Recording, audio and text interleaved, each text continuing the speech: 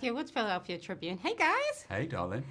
Listen, I so love this movie, and I adore you because I think one of your strengths, and I think sometimes when you're a person who has great sense of humor, that people don't think you have a serious side.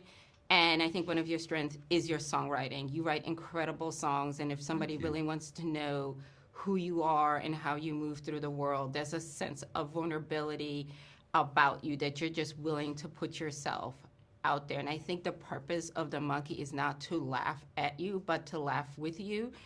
And to also, there are some sad parts in there, you know, that really are heartbreaking and, you know, I think make your fans love you a little bit more. Talk about that, because I think it's incredibly courageous and you do it. I don't know if you are self-therapy about putting yourself out there, you know? So I am compelled, A, to overshare, and B, to explain myself. And I said yesterday, which kind of makes sense to me, that I'm a journalist and my main subject is me, which of course comes from a place of narcissism and ego, but also at the same time, you know, the chaos that has been going on in my brain for all of my life has meant that the most important thing to me is to try and understand why I react in the way that I react.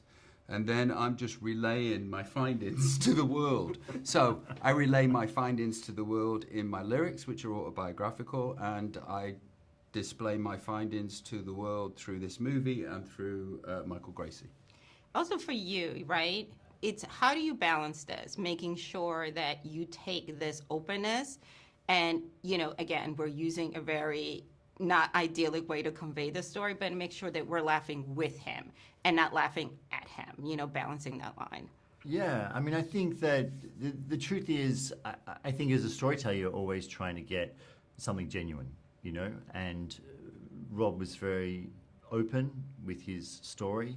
And then it's up to me and all the incredible people that came together to realize this film to honor that. And I think John O'Davies did it in his performance. I think Weta did it in the creation of The Monkey. I think the entire cast and everyone sort of grounded this very heightened reality, because musicals by their nature are already a heightened reality. You add a monkey on top of that, you're talking about quite a theatrical reality.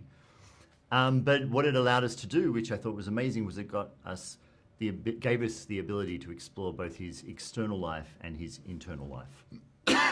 And what do you want people to take? Not like, I think the lesson here is, and you can correct me if I'm wrong, is it's okay to be the oddball. It's okay to not fit in, and you're not going to be everybody's cup of tea, but to lean into that and stand in your truth. I would love to tell you there is an emotional and an intellectual message that I want to convey with this film.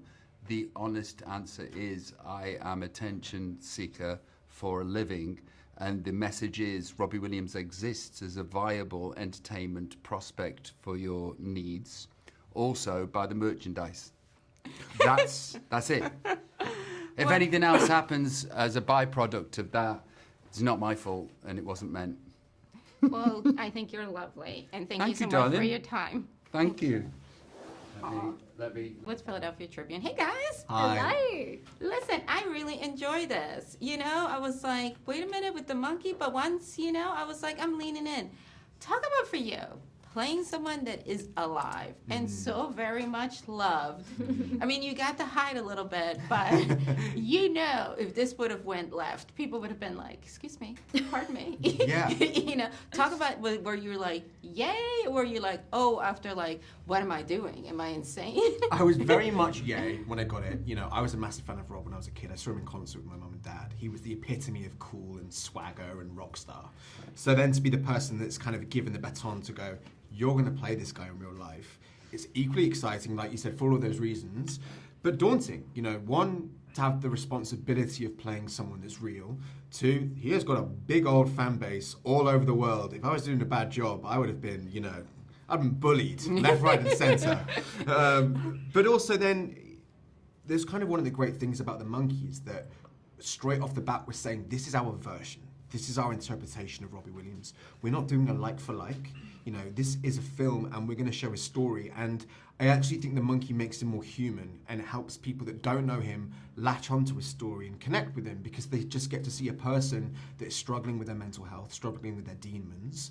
And so then it becomes more than just a musical biopic, but a real insight into kind of the male mind, especially. I think for you, you had to encounter some of those tougher moments.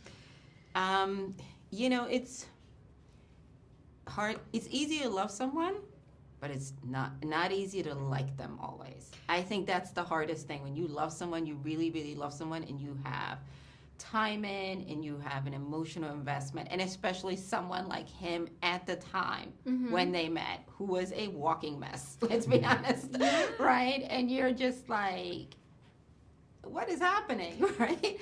So how do you approach it? Because I don't think it's something that's easy, you know what I mean? And how do you get yourself in the emotional state to be like, okay, I have to kind of like be open and vulnerable also? Yeah, I think it's all in the writing. I think we had an amazing script to work with, and I think something that I've noticed since the film has come out, a lot of people have really resonated with the fact that they could see how much Nicole and Rob loved each other, and they still have so much affection for one another. They have a lot of respect between each other, but there does come a certain point in time, and it's sad that it happened when she was so young, that she had to make this choice of, I love you, but you need to love yourself. And I can only do so much. And so for the betterment of our affections towards one another, I'm going to have to walk away, and I've got to take care of myself. And that's a hard decision for anyone to make, let alone a 22-year-old or 23, however young she was. And I think the knowledge of that, I think we can all appreciate that you can love someone in your real life, but there's only so much that you can do. And so to be able to tap into that, I think was all on the page. But then really, if you just look at the circumstance, it really just gets you in the heart.